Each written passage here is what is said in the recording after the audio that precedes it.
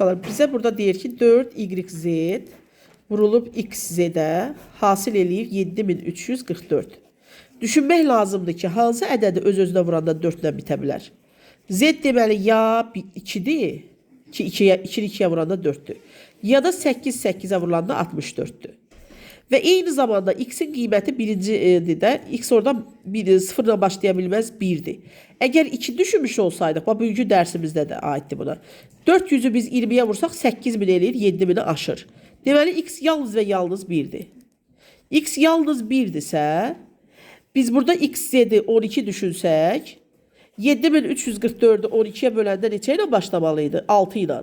O da bizdə 4-dən başlayıb, onu götürmürük. Deməli, Z deməli 8-dir. Yəni, XZ-imiz bərabərdə 18-ə. Bu 18-dirsə, 7344-ü də 18-ə bölürük. Cavabı alırıq 408. Və diqqət eləyirik ki, burada bu Y-dir. Y bərabərdir 0-a. X-i müəyyən elədik. Neçə? 1. Z-imiz də oldu 8. Bizdə də bunların cəmini istəyirsə 9.